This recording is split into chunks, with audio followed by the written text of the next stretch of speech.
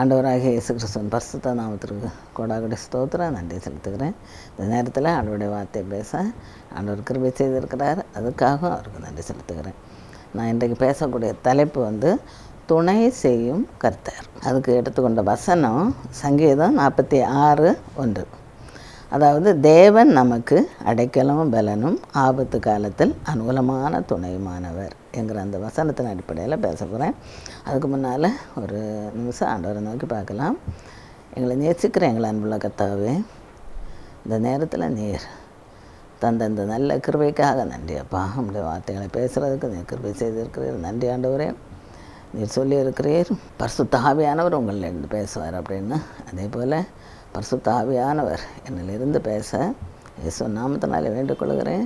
அதை கேட்கக்கூடிய ஜனங்கள் ஆண்டவரை பரிசுத்த ஆவியின் அபிஷேகத்தை பெற்று கர்த்தாவே உடைய சத்தியத்தை அறிந்து கொள்ள முடியாது கிருபை செய்தலும் அதோடு கர்த்தாவே உடைய ஆசீர்வாதங்களையும் பெற்றுக்கொள்ளத்தக்கதாக இதில் அனுகிரகம் பண்ண வேண்டும் வர வேண்டுகிறோம். உடைய சத்திய வார்த்தைகள் ஆண்டவரே ஒவ்வொன்றையும் இந்த அபிஷேகத்தை அனுப்புங்க ஆண்டவரே. உடைய வார்த்தைகள் ஜீவனுள்ள வார்த்தைகள் அது கர்த்தாவே ஜீவனோடு போய் சேரணும் ஆண்டவரே. அதன் மூலம் கர்த்தாவே அந்த வார்த்தைகள் ஒவ்வொன்றின் மூலம் என் வல்லமையை கிரியை செய்யுங்க. ஆசீர்வாதத்தை நாங்கள் சுதந்திரத்துக்கொள்ள இந்த கிருபை செய்யுங்க. எங்களை தாழ்த்தி அர்ப்பணிக்கிறோம். இப்போ மூல ஜீவங்கள் அன்பு நிறைந்த பரமதாவே ஆமென். தேவன் நமக்கு அடைக்கலமும் பலனும் ஆபத்து காலத்தில் அனுகூலமான துணையுமானவர். நம்முடைய ஆண்டவர் எப்படிப்பட்டவர் அப்படின்னா, நமக்கு அடைக்கலமாக இருக்கிறார். அப்புறம் பலன், நமக்கு ஒரு பலனாக இருக்கிறார். மூன்றாவது, ஆபத்து காலத்தில் அனுகூலமான துணை. வேறு யாரும் ஹெல்ப் பண்ண மாட்டாங்க. ஆபத்து காலம்னா நம்ம கண்டாலே ஓடிடுவாங்க. ஆனால் நம்முடைய ஆண்டவர் நம்மோடு கூட இருந்து நமக்கு உதவி செய்கிறவர், துணையாக இருக்கிறவர். பலன் அப்படின்னு பார்க்கும்போது ஆண்டவர் அவர் கூட இருக்கிறாரு. அதனால் நமக்கு ஒரு தைரியம். பேரண்ட்ஸ் பிள்ளைகளுக்கு பக்கத்தில் இருந்த பிள்ளைகளுக்கு நல்ல ஒரு பலனாக இருக்கும். அது என்னென்னாலும் செய்யும் தைரியமாக, எது செய்யணுன்னாலும் தைரியமாக செய்வாங்க. அந்த மாதிரி அந்த பிள்ளைகளுக்கு ஒரு தைரியத்தை கொடுக்கக்கூடியது அவங்களுடைய பெற்றோர். அதுபோல் ஆண்டவர் நமக்கு துணையாக இருக்கிறாருங்கிற அந்த ஒரு தைரியம் நமக்கு இருக்கிறதுனால நாமும் நல்ல காரியங்களை நடப்பிக்க முடியும், நடப்பிக்கலாம், தைரியமாக இருக்கலாம். ஏன்னா ஏதாவது பிரச்சனை வந்தால் கூட அவர் பார்த்துக்கிடுவார், அவர் நம்மோட இருக்கிறாரு என்கிற அந்த ஒரு தைரியம் நமக்கு இருக்கிறதுனால அது எதை பற்றியும் நம்ம பயப்பட வேண்டிய அவசியம் இல்லை. ஒரு மனபலம் நமக்கு உண்டாகிறது. ஒரு வேளை தீங்கு வந்தால் கூட அந்த தீங்கு நம்மை துக்கப்படுத்தாதபடிக்கு கர்த்தர் கிருபை செய்வாருங்கிற அந்த ஒரு தைரியம் நமக்கு இருக்கும். அதனால் தைரியமாக நம்முடைய காரியங்களை நடப்பிக்க முடியும். நம்முடைய வாழ்க்கையில் வெற்றியை பெற்றுக்கொள்ள முடியும். அப்படி ஆண்டவர் நமக்கு ஒரு பலனாக இருக்கிற தைரியத்தை தரக்கூடியவராக, பயத்தை எல்லாம் அப்புறப்படுத்தக்கூடியவராக, பயம் எல்லாம் நம்ம விட்டு நீங்கும்படியாக ஆண்டவர் உதவி செய்கிறாரு. அவர் நமக்கு துணையாக இருந்து நம்மை பாதுகாக்கிறவராக இருக்கிறாரு. அப்புறம் ஆபத்து காலத்திலே அனுகூலமான துணையாக இருக்கிறாரு. அதுக்கு சங்கீதம் 50:15 அந்த வசனத்தை பார்க்கும்போது, ஆபத்து காலத்தில் என்னை நோக்கி கூப்பிடு, நான் உன்னை விடுவிப்பேன், நீ என்னை மகிமைப்படுத்துவாய் அப்படின்னு வசனம். ஆபத்து காலத்தில் என்னை நோக்கி கூப்பிடு, நான் உன்னை விடுவிப்பேன், நீ என்னை மகிமைப்படுத்துவாய் அப்படின்னு ஆண்டவர் சொல்லியிருக்கிறார். அதனால் நம்ம என்ன செய்யணும்னா, ஆபத்து காலத்துலேயோ அல்லது சோதனை வேதனை காலங்களில் நம்ம ஆண்டவரை நோக்கி கூப்பிடக்கூடியவங்களாக இருக்கணும். ஆண்டவர் நம்மை விடுவிப்பார். ஆண்டவர் நம்மை விடுவிக்கும்போது நாம் அவருக்கு நன்றி செலுத்தக்கூடியவங்களாக இருக்கணும். சங்கீதக்காரர் அதுதான் பண்ணியிருக்கிறாரு. ஏதாவது ஒரு பிரச்சனை அவருக்கு வந்ததுன்னா உடனே அவர் ஆண்டவரை நோக்கி பார்க்குறாரு, ஆண்டவரை நோக்கி கூப்பிடுவார். எதுக்கும் அவர்கிட்ட போய் விண்ணப்பம் பண்ணி அவர் வழிகாட்டுதலை கொடுத்து அந்த மாதிரி அவர் அந்த சோதனைகள்லேருந்து வேதனைகள்லேருந்து விடுவிக்கப்படுகிறாரு. அப்புறம் ஆண்டவரை மகிமைப்படுத்தக்கூடியவராக அவர் இருந்தார். அதுபோல் நாம் அவர்கிட்டேருந்து அந்த நல்ல கருத்துக்களை பெற்றுக்கொண்டு அதுபோல் நம்ம ஜீவிக்கணும். அதுபோல் நெருக்கத்தின் போதும், ஏதாவது பிரச்சனை வந்தாலும் நெருக்கம் வரும்போதும் தாவீது என்ன செய்கிறாருன்னா, ஆண்டவரை நோக்கி கூப்பிடுகிறாரு. அதாவது எந்த சமயத்திலும் சரி, முதல்ல அவருடைய சமூகத்தில் போய் உட்காந்து அவரிடத்தில் தன்னுடைய எல்லா காரியங்களையும் ஒப்படைச்சி அவருடைய வழிநடத்தில் பெற்று அப்படி தான் அவர் ஒவ்வொரு காரியங்களையும் செய்தார். அதனால் அவருடைய வாழ்க்கை ஒரு ஜெயமுள்ள வாழ்க்கையாக இருந்தது. நாம் அதை போல் ஒரு ஜெயம் பெறணும்னா, ஜெயமுள்ள வாழ்க்கை வாழணும்னா நம்ம என்ன செய்யணும்னா, நம்ம பிரச்சனை நேரங்களில், நெருக்கத்தின் காலங்களில், இக்கட்டு காலங்களில் நம்ம வந்து வேறு எங்கேயும் போகக்கூடாது. சிலர் என்ன செய்வாங்க, எல்லாம் கண்ட கண்ட இடங்களுக்கெல்லாம் போகிறாங்க. ஆரம்பத்தில் அங்கே போய்ட்டு கடைசியில் தான் கடவுளுடைய சமூகத்துக்கு வருவாங்க. அப்படி இல்லாமல் வேறு எங்கேயும் போகாமல் நான் ஃப்ரெண்ட்ஸுகள்கிட்ட சொல்லி ஃப்ரெண்ட்ஸுகளை பார்க்க போகிறது, நண்பர்களையோ அல்லது மந்திரவாதிகளையோ அல்லது குறிகாரர்களையோ அல்லது வேறு யாரையும் வந்து தேடி போகாமல் என்ன செய்யணும்னா, ஆண்டவரை தேடி அவருடைய சமூகத்தில் போய் உட்கார்ந்துருக்கணும், அமர்ந்திருக்கணும். அப்படி அமர்ந்திருக்கும்போது அவர் என்ன செய்வாருன்னா, நமக்கு தேவையான வழிகாட்டுதல் அவர் தருவார். அப்படி நல்ல முறையில் அவர் வழி நடத்துவார். அந்த வழி நடத்துதலின்படி நம்ம நடக்கும்போது நமக்கு வந்து எல்லா பிரச்சனைகள்லேருந்து ஒரு விடுதலை கிடைக்கும். அப்படிப்பட்ட அந்த வழி நடத்துதலை பெருகிறதுக்கு தான் நம்ம முயற்சி செய்யணும். அவர் தரக்கூடிய அந்த வழிகாட்டுதலின்படி நம்ம நடக்கணும். அப்படி நடக்கும்போது நம்ம ஆசீர்வாதத்தை பெற்றுக்கொள்ளலாம். எரேமியா 33:3 அவர் என்ன சொல்லியிருக்கிறாருன்னா, என்னை நோக்கி கூப்பிடு, அப்பொழுது நான் உனக்கு உத்தரவு கொடுத்து நீ அறியாததும் உனக்கு எட்டாததுமான பெரிய காரியங்களை உனக்கு அறிவிப்பேன் அப்படின்னு சொல்லியிருக்கிறாரு. அதாவது என்னை நோக்கி கூப்பிடு, உனக்கு பிரச்சனையா என்னை நோக்கி கூப்பிடுன்னே சொல்லி தந்துருக்கிறாரு. அப்போ நான் என்ன செய்வேன்னா, நீ கூப்பிட்டா நான் உனக்கு உத்தரவு கொடுப்பேன். உத்தரவு கொடுத்து என்ன பண்ணுறேன்னா, நீ அறியாதும் உனக்கு எட்டாதமான பெரிய காரியங்களை உனக்கு அறிவிப்பேன் அப்படின்னு சொல்கிறாரு. நீ அறிந்திருக்க முடியாது, அந்த நீ அறியாது, அது உனக்கு எட்டாதுமான இந்த மாதிரிப்பட்ட காரியங்களெல்லாம் உனக்கு எட்டாது. அவர் செய்யக்கூடிய மகத்துவமான காரியங்கள், அந்த எட்டாதமான அந்த பெரிய காரியங்களை ஆண்டவர் வந்து என்ன செய்வாராம், அறிவிப்பாராம். அதனால் ஏதாவது நெருக்கத்துலேயோ இடுக்கத்துலேயோ பிரச்சனைகள்லையோ மாட்டிகிட்டு இருந்தால் உடனே வேறு எந்த சிந்தனையும் இல்லாமல் ஆண்டவரை நோக்கி பார்க்குறவர்களாக நம்ம இருக்கணும். அப்படி நம்ம ஆண்டவரை நோக்கி கூப்பிடும்போது, என்னை நோக்கி கூப்பிடுன்னு சொன்னது போல் கூப்பிடணும். ஆண்டவரை நோக்கி கூப்பிடும்போது அவர் வந்து உத்தரவு கொடுப்பார். அவருடைய உத்தரவின்படி நம்ம நடக்கணும். அவர் உத்தரவு கொடுப்பார், அந்த பிரச்சனைகள்லேருந்து விடுதலையும் கொடுப்பார். அப்புறம் இன்னொருத்தர் வந்து ஆண்டவரை நோக்கி கூப்பிடுகிறாரு. இவர் வந்து கூக்குரல் இடுகிறார். யாருன்னா யோனா ஆபத்து காலத்தில் எப்படி விண்ணப்பம் பண்ணாருங்கிறத யோனா 2:2 சொல்லியிருக்கு. என் நெருக்கத்தில் நான் கர்த்தரை நோக்கி கூப்பிட்டேன், அவர் எனக்கு உத்தரவு அருளினார். நான் பாதாளத்தின் வயிற்றிலிருந்து கூக்குரலிட்டேன், நீர் என் சத்தத்தை கேட்டீர். அதாவது என் நெருக்கத்தில் நான் கர்த்தரை நோக்கி கூப்பிட்டேன். முதல்ல என்னை நோக்கி கூப்பிட்டேன்னு சொன்ன போல் அவர் கூப்பிடுறாரு. அவர் நெருக்கத்தில் கூப்பிடுறாரு. எனக்கு உத்தரவு அருளினார், ஆண்டவர் உத்தரவு அருளினார். நான் பாதாளத்தின் வயிற்றில் இருந்து கூக்குரலிட்டேன். கூக்குரல் தான் எடுக்கிறாரு. அங்கே பாதாளத்தின் வயிற்றில் போன பிறகு வேறு வழி இல்லை, கூக்குரல் இடுகிறாரு. கூக்குரல் இடும்போது ஆண்டவர் என்ன செய்கிறாராம், அவருடைய சத்தத்தை கேட்டாராம். ஒரு இடத்துக்கு போக சொன்னார், அந்த இடத்துக்கு போகாமல் வேறு இடத்துக்கு போகிறாரு. ஆண்டவர் சொல்லாத வழியில் அந்த இடத்துக்கு. அப்போ அங்கே ஒரு சோதனை வருது. சோதனையின் போது என்ன செய்கிறாங்கன்னா, கப்பலில் இருந்து கடலில் தூக்கி போடுறாங்க. மீன் வந்து முழுங்குது. மீனுக்கு முழுங்கினது நேரம் மீனுக்கு வயிற்றுக்குள்ளால் போய் உட்கார்ந்துருக்கிறாரு. எப்படி இருக்கும், 3 நாள் மீனின் வயிற்றுக்குள்ளாலே இருந்திருக்கிறாரு. 3 நாள் ஒரு இடத்துல அப்படியே சுருண்டு இருக்கும்போது நம்ம உடம்புக்கெல்லாம் எப்படி இருக்கும், எவ்வளோ நெருக்கப்பட்டிருப்பார், கஷ்டப்பட்டிருப்பார். அதான் பாதாளத்தின் வயிற்றிலிருந்து மீனுடைய வயிறு மீன் நேர கடல் நாளத்துக்கு போயிருக்கும். அந்த பாதாளத்தின் வயிற்றிலிருந்து கூக்குரலிட்டேன் அப்படின்னு சொல்கிறாரு. நல்ல வேளை ஜீரணிக்காமல் உயிரோடு இருந்திருக்கிறாரு. அப்போ பாதாளத்தின் வயிற்றிலிருந்து கூக்குரலிட்டாராம். அந்த நெருக்கத்தின் போது எப்படி இருந்திருக்கும், அந்த கொஞ்சம் இடத்துக்குள்ளால சுருட்டி அப்படி வச்சுருக்கும்போது அந்த இடத்துல இருந்து அவர் கூக்குரல் இடுகிறாரு. ஆண்டவர் என்ன செய்தாராம், அவருடைய சத்தத்தை கேட்டாராம். மீன் அப்படியே வெளியில் கொண்டு போய் அவரை தள்ளிச்சு. இந்த மாதிரி யோனா அவர் கூக்குரல் இடுகிறாரு, கூப்பிடுகிறாரு. அப்படி கூப்பிடுற சத்தத்தை கேட்குறாரு. கூக்குரல் இடும்போது அந்த சத்தத்தையும் கேட்குறாரு. கேட்டு அவரை அந்த இக்கட்டில் இருந்து தப்பி வைத்தார் அப்படின்னு பார்க்குறோம்.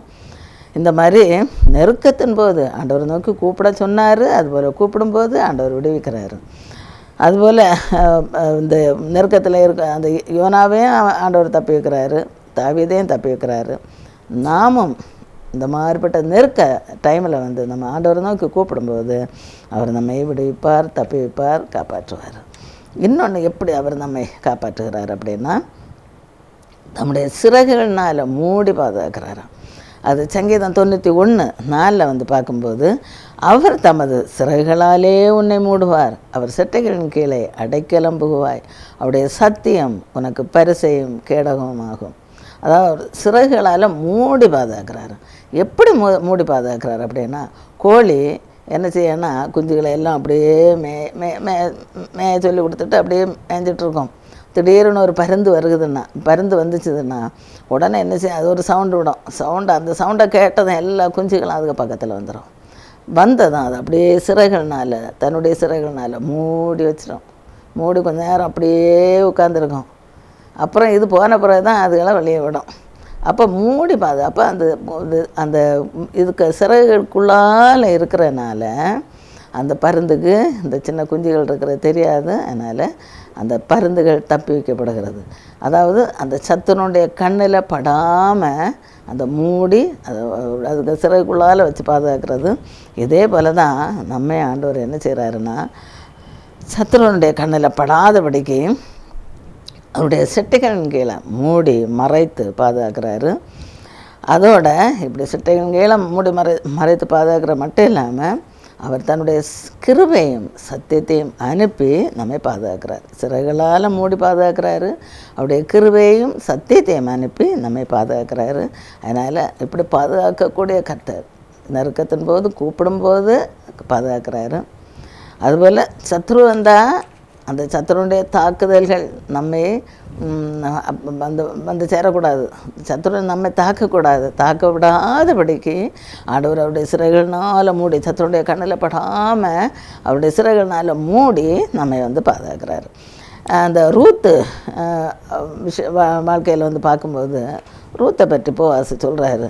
ரூத் 2:12 உன் செய்கைக்கு தக்க பலனை கர்த்தர் உனக்கு கட்டளையிடுவாராக, இஸ்ரவேலின் தேவனாகிய கர்த்தருடைய செட்டைகளின் கீழ் அடைக்கலமாய் வந்த உனக்கு அவராலே நிறைவான பலன் கிடைப்பதாக என்றார். அதாவது இந்த ரூத் வந்து என்ன செய்கிறான்னா, தன்னுடைய மாமி அந்த மோவாப் தேசத்தில் இருக்கிறாங்க. இப்போ ஒருத்தரம் இல்லை, ரூத்து மாமியார் கூட இருந்த அந்த பிள்ளைகள் ஹஸ்பண்டு எல்லாம் இறந்தாச்சு. அப்போ இனி இவன் நகோமி என்ன செய்கிறான்னா, சரி இங்கே இருந்து பிரயோஜனம் இல்லை, நம்ம சொந்த ஊருக்கே போயிடுவோம் அப்படின்னு நினச்சிட்டு அவள் போகிறதுக்குள்ளே ஏற்பாடு பண்ணுற ஒரு மருமக 35 போயாச்சு. ரூத் என்ன செய்கிறான்னா, அவளை விடாமல் பற்றி கொண்டாள் அப்படின்னு பார்க்குறோம். என்னன்னா அவளை போய் சொன்னான். ரூத்துக்கிட்ட நகோமி சொல்கிறா, நீ போ, அவனை வீட்டுக்கு போ, உன்னுடைய தகப்பன்கிட்ட போ அப்படின்னு சொன்னப்புறம் அவள் கேட்கலை. ஏன்னா இவள் தனியாக இருக்கிற, இவள்கிட்ட உள்ள அன்பு பாசம், அந்த பாசத்தினால அவள் என்ன செய்கிற, இவ்வளோ தனத்தை கவனிக்கக்கூடிய பொறுப்பு எனக்கு இருக்குது என்கிற அந்த ஒரு நல்ல ஒரு எண்ணம் அவளுக்கு இருக்குது. அதனால் அவள் என்ன செய்கிறான்னா, அவளை விடாமல் அவ்வளோ கூட இருக்கிறான். நான் உங்களை விட்டுட்டு எங்கேயும் நான் போகமாட்டேன் அப்படின்னு சொல்லிட்டு தன்னுடைய தகப்பனையோ அல்லது தாயோ அவன் பார்க்குறதுக்கு அங்கே போகாமல் அவங்களையும் விட்டுட்டு தாய் தகப்பனையும் விட்டுட்டு தன்னுடைய தேசத்தை விட்டுட்டு தான் வந்து வணங்கின அந்த அந்நிய தெய்வத்தை விட்டுட்டு இஸ்ரவேல் தேவனாகிய கர்த்தருடைய செட்டையின் கீழே அடைக்கலமாக வந்திருக்கிறான்.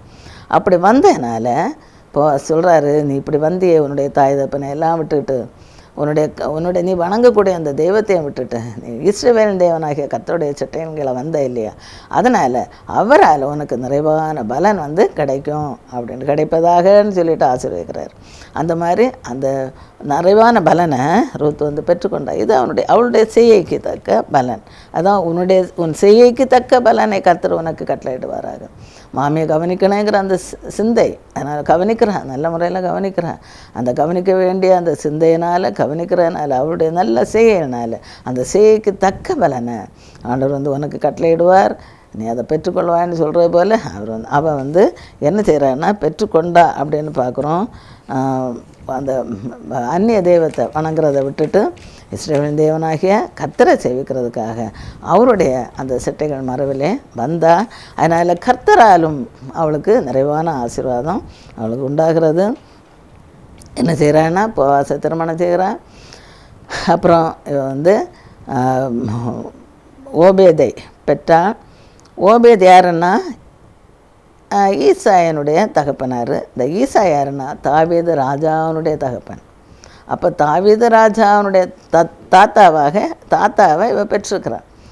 அந்த ராஜாவுக்கு அந்த ஃபேமிலியில் இவன் வந்து இருக்கிறான். அந்த ஒரு நல்ல ஒரு ஒன்றும் இல்லாமல் இருந்தவன், அந்த பெரிய செல்வந்தன் மணந்து கொண்டு அந்த தாவீது ராஜா அவனுடைய தாத்தாவை பெற்றெடுக்கக்கூடிய அந்த பாக்கியத்தை வந்து பெற்றிருக்கிறான்.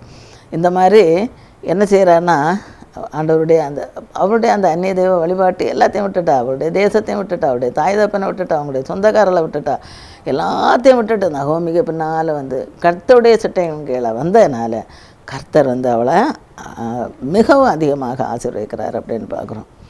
அதனால் நாமும் என்ன செய்யணும்னா, அவருடைய சிட்டையின் கீழே நம்ம வந்து வரணும். அவருடைய பலத்த கரத்துக்குள் அடங்கி இருங்க அப்படின்னு சொல்லவில்லை, அவருடைய பலத்த கரத்துக்குள்ளால் அடங்கி இருக்கக்கூடிய அந்த ஒரு தன்மையை வந்து பெற்றுக்கொள்ளணும். அதனால தான் ஆசீர்வாதத்தை நம்ம பெற முடியும். ஏன்னா நாம் வந்து அவருடைய கைக்குள்ளான ஆடு அப்படின்னு சொல்லப்பட்டிருக்கிறது. அதனால் அவருடைய கைக்குள்ளான ஆடாக இருக்கிறதுனால மேய்ப்பராகிய ஆண்டவராகிய இயேசு கிறிஸ்துவனுடைய சத்தத்துக்கு நம்ம கீழ்ப்படிந்து நடக்கணும். அப்படி நம்ம ஆண்டவருடைய சத்தத்துக்கு கீழ்ப்படிந்து நடந்தேன்னா நம்ம வந்து நல்ல மேய்ச்சலை கண்டுகொள்ள முடியும். மேய்ப்பனை கூட போனால் தான் நல்ல மேய்ச்சல் வந்து கிடைக்கும். அப்படியே ஆண்டவருடைய சத்தத்துக்கு கீழ்ப்படிந்து நடந்து அவருடைய பின்னால் நம்ம போகணும். அப்போ நல்ல மேய்ச்சலை நம்ம வந்து கண்டுகொள்ள முடியும். மிகுதியான ஆசீர்வாதத்தை நம்ம சுதந்திரத்துக்குள்ள ஆண்டவர் வந்து உதவி செய்வார்.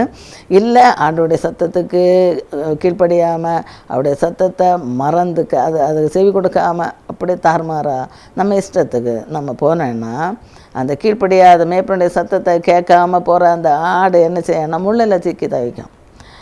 அதே போல் அந்த சாத்தானுடைய வலையில் சிக்கி அவனுடைய சதி மோசத்திற்கு உள்ளாக நேரிடும். ஆண்டோடைய சத்தத்தை கேட்காம இஷ்டத்துக்கு நம்ம போனோன்னா, அப்படியே அந்த வார்த்தைக்கு கீழ்ப்படியாமல் போனேன்னா இந்த மாதிரி அந்த ஆடு முள்ளில் சிக்கி தவிக்கிறது போல் சாத்தானுடைய அந்த சதி மோசத்தில் சிக்கி தவிக்கக்கூடிய ஒரு சூழ்நிலை வரும். அதுக்கு நம்ம இடம் கொடுக்கக்கூடாது.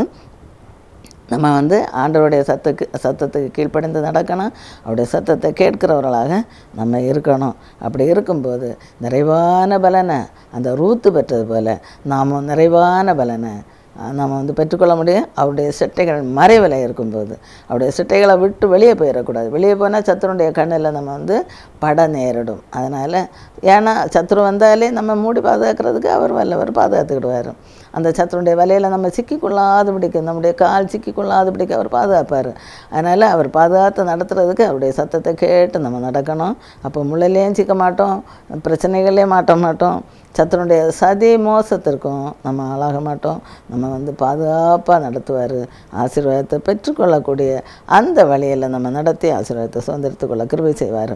இந்த மாதிரி அவருடைய சிட்டைகள் மறைவில் நமக்கு வந்து ஒரு ஆசீர்வாதம் இருக்குது. அவர் சிட்டைகள் மறைவில் மூடி நம்மை பாதுகாக்கிறாரு, சத்துருடைய கண்ணில் படாதபடிக்கு அப்படின்னு பார்க்குறோம். அடுத்தது அவர் வந்து என்ன செய்கிறாருன்னா, இந்த மூடி பாதுகாக்கிறது மட்டும் இல்லை, பரலோகத்திலிருந்து நமக்கு ஒத்தாசை அனுப்பி நம்மை பாதுகாக்கிறாரு. பரலோகத்திலிருந்து ஒத்தாசை அனுப்புகிறாரு.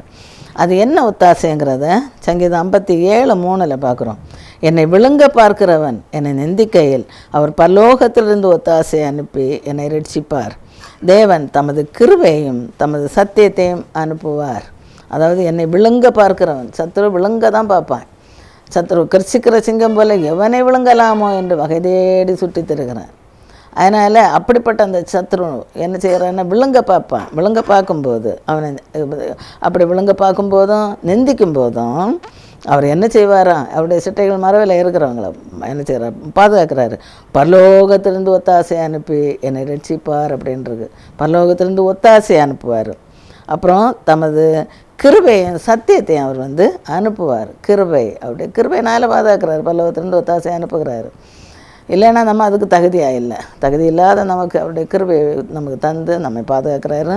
கிருபையும் தமது சத்தியத்தை அனுப்புவார். சத்தியம் கர்த்தருடைய வார்த்தைகளை அனுப்புகிறார், வேதவசனங்கள்.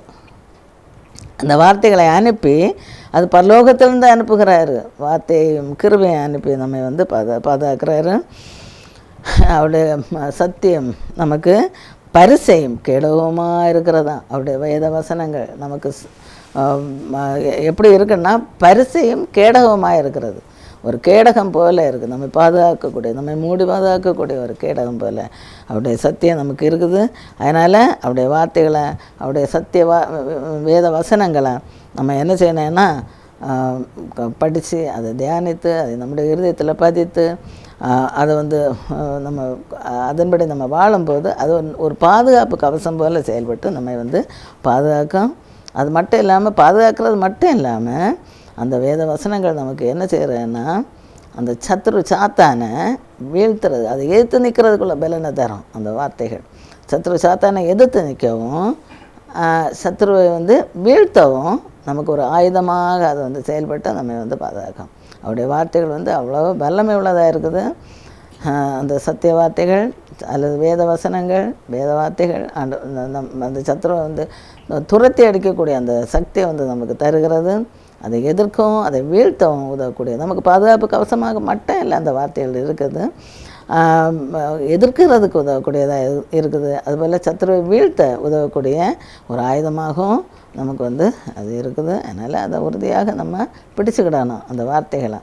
அது மட்டும் இல்லாமல் நடக்க வேண்டிய பாதையை நமக்கு அந்த வார்த்தைகள் காட்டி தருகிறது. எந்த பாதையில் நடக்கணுங்கிறது நமக்கு ஒரு பாதையை காட்டக்கூடிய ஒரு விளக்காக அது செயல்படுகிறது.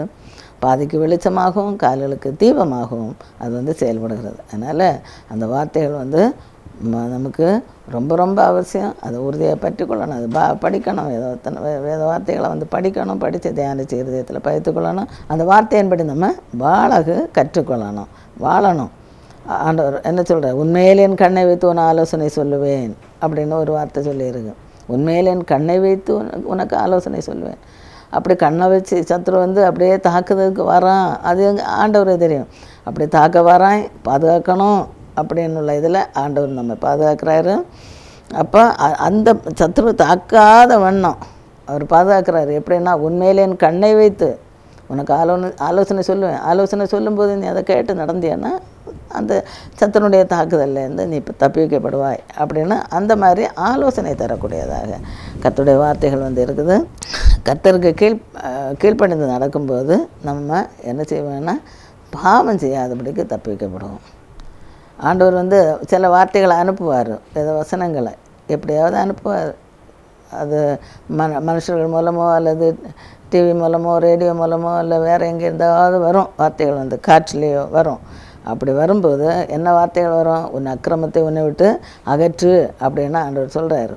உன் அக்கிரமத்தை உன்னை விட்டு, அக்கிரமாக இருக்கிறீங்களா அல்லது பாவம் செய்து துன்மார்க்கமாக வாழ்ந்த உன்னுடைய துன்மார்க்கத்தனத்தை நீக்கு, விட்டு விலகு, அக்கிரமத்தை உன்னை விட்டு அகற்று. அக்கிரம சிந்தையாக இருக்காது, சிந்தை பரிசுத்தமாக இருக்கணும், அதுதான் நமக்கு நல்லது. அக்கிரம சிந்தையாக நீ இருக்காத, அக்கிரமத்தை உன்னை விட்டு அகற்றி போடு, துன்மார்க்கமாக நடக்காத. கெட்ட பழக்க வழக்கங்கள் இருந்ததுன்னா அந்த கெட்ட பழக்க வழக்கங்களை விட்டு விடு, குடியை உன்னை விட்டு அகற்று அப்படின்னு சொல்கிறது. அதுபோல் கெட்ட பழக்க வழக்கங்கள், என்னென்ன பழக்க வழக்கங்கள், மோசமான பழக்க வழக்கங்கள் இருந்துச்சுன்னா அதை உன்னை விட்டு அகற்றி போடு. ஏன்னா அது நமக்கு தீமையை உண்டாக்கக்கூடியது, தீங்கை தரக்கூடியது. அதனால் அதை விட்டுவிடு அப்படின்னு ஆண்டவருடைய வசனங்கள் வாசிக்கும்போதோ அல்லது வார்த்தைகள் வெளியிலேருந்து கேட்கும்போதோ, இந்த மாதிரிப்பட்ட வார்த்தைகளை கேட்கும்போது கர்த்தர் பேசுகிறாருங்கிறத உணர்ந்து அந்த துன்மார்க்கத்தனத்தை, அந்த அக்கிரமத்தை, அந்த தீமையான எண்ணங்களை, தீய சிந்தைகளை, கெட்ட சிந்தனைகளை எல்லாத்தையும் என்ன செய்யணும்னா விட்டுட்டு ஆண்டவருக்கு பிரியமாக நடக்கிறதுக்கு நம்மை அர்ப்பணிக்கணும். ஆண்டவர் சொல்லியிருக்க, தீயோர் வழியில் நில்லாத, நீதிமொழிகளில் தீமையான காரியங்களை பேசாத, நன்மையானவைகளை பேசு, கூடுமான மட்டும் நல்ல காரியங்களை செய்யணும், நன்மையானவைகளை பேசணும். அந்த மாதிரி பேசு, நல்லதை பேசு அப்படின்னு சொல்லும்போது நல்லதை பேசுகிறதுக்கு, இப்போ மோசமான பேசக்கூடிய ஒரு சூழ்நிலை வந்தாலோ, பேசக்கூடிய அந்த ஒரு சந்தர்ப்பம் வந்தாலோ நம்ம என்ன செய்யணும்னா அதை தவிர்த்து விட்டு நன்மையானவைகளை பேசுகிறதுக்கு நம்ம முயற்சி செய்யணும். கெட்ட வார்த்தைகள் ஒன்றும் உன்னுடைய வாயிலிருந்து புறப்படலாகாது அப்படின்னு சொல்கிற போல கெட்ட வார்த்தை பேசக்கூடாது. அது சிலர் பழகி பழகி பழகி அதே அவங்களுக்கு வாய் திறந்தாலே அதான் வரும். அந்த மாதிரிப்பட்ட கேரக்டர் உள்ளவங்க என்ன செய்யணும்னா அந்த கெட்ட பழக்க வழக்கங்களை விட்டுறணும். நமக்கு கெட்ட வார்த்தை பேசுகிறத ஸ்டாப் பண்ணிவிட்டு நல்ல வார்த்தை முடியுமானால் நல்ல வார்த்தை பேசணும், இல்லைன்னா வாயை மூடிட்டு இருக்கணும்.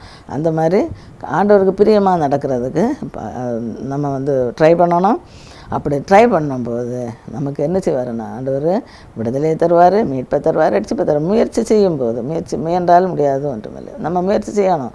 இல்லை சும்மா வாயில் வர்றது போல் பேசிகிட்டு இருக்கக்கூடாது. முயற்சி திருவினையாக்கும், முயற்சியுடையவர் இகழ்ச்சி அடையார். அது முயற்சிக்கு தகுந்த பலன் கண்டிப்பாக கிடைக்கும். அதனால் முயற்சி செய்வோம். கெட்ட வழக்கங்கள் இருந்தால் கூட அதை விட்டுறணும். ஒரேடியாக எல்லாத்தையும் விட முடியலைன்னா விடுவோம். ஒவ்வொரு நாளாக கொஞ்சம் கொஞ்சமாக விட்டுருவோம். எல்லாத்தையும் கம்ப்ளீட்டாக விட்டு ஒரு ஜெய வாழ்க்கை வாழ்கிறதுக்கு ட்ரை பண்ணணும். அப்படின்னு வாழும்போது நமக்கு ஒரு மீட்பு கிடைக்கும், விடுதலை கிடைக்கும், நம்முடைய வாழ்க்கையில் ஒரு ஜெயம் கிடைக்கும்.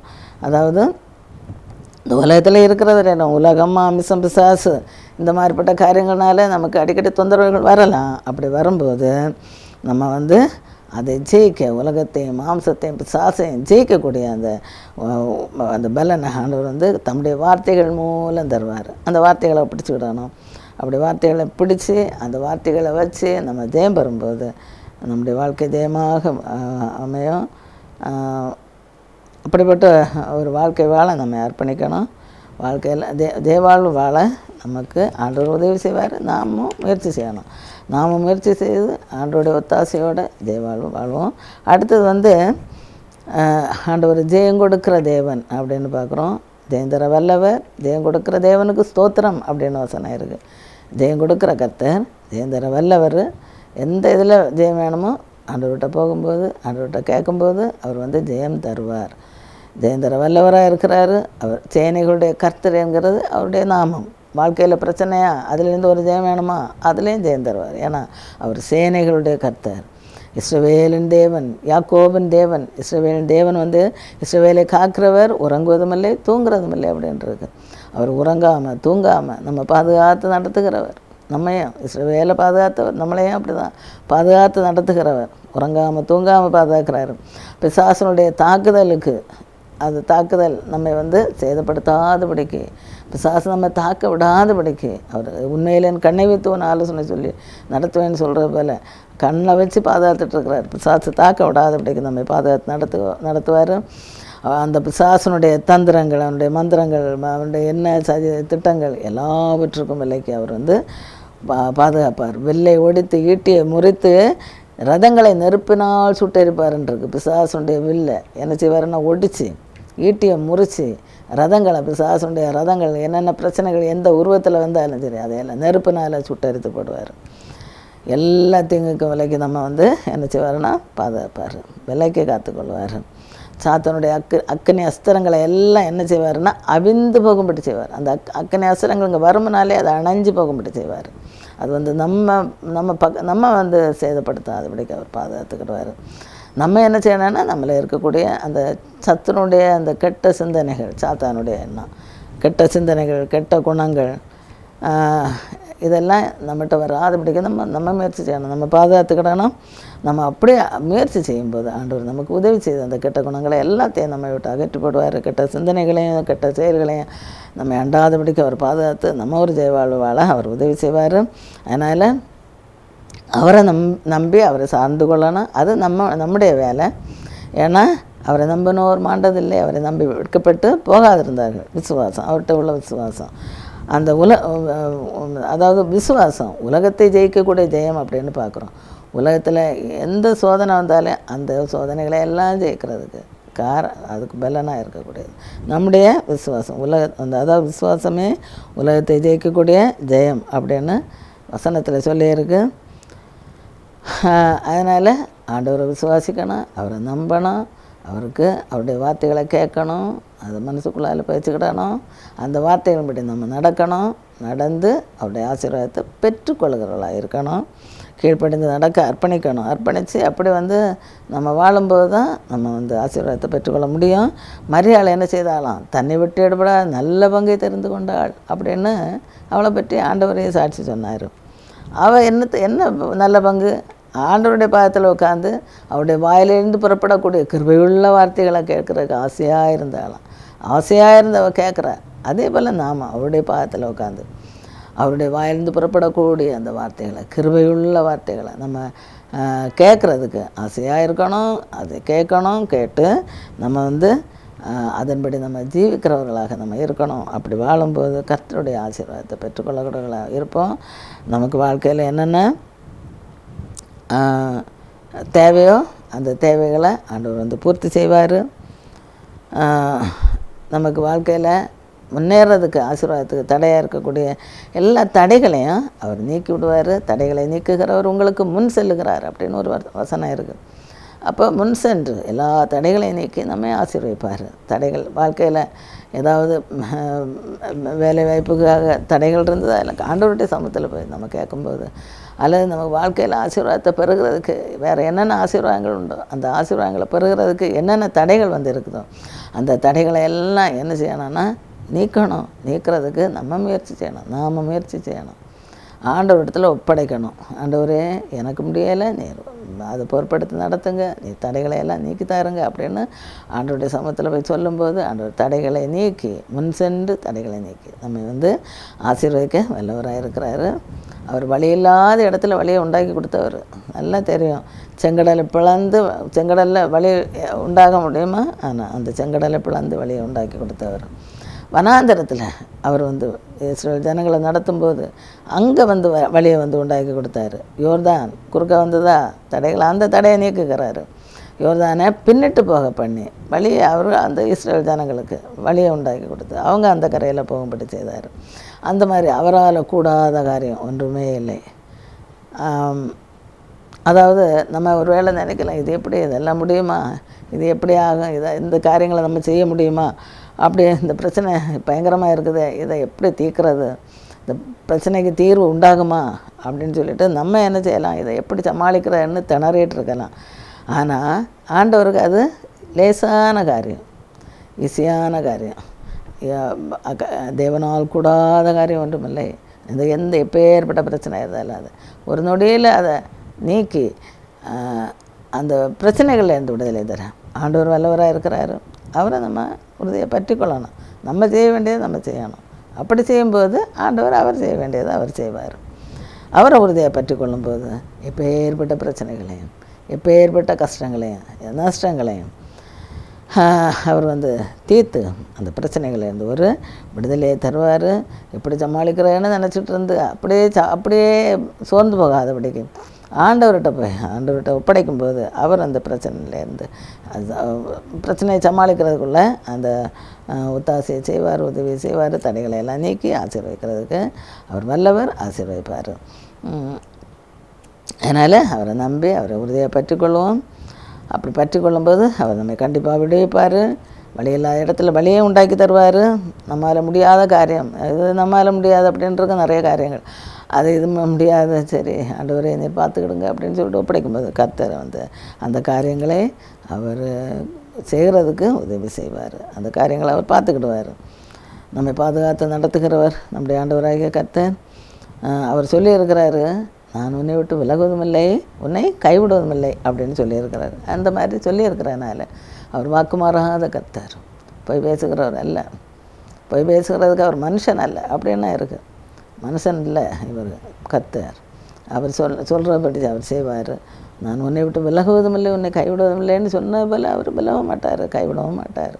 ஆனால் நாம வேலை ஆண்டவரை உறுதியாக பெற்றுக்கொண்டு அவருடைய பிள்ளையாக நம்ம வாழணும். அதை நம்ம செய்ய வேண்டியது, அதை நம்ம செய்தால் போகிறோம். அப்புறம் நம்மகிட்ட சில கேரக்டர்ஸ், மோசமான கேரக்டர்ஸ் இருக்கக்கூடாது. ஏன்னா அது சத்துனுடைய குணங்கள்.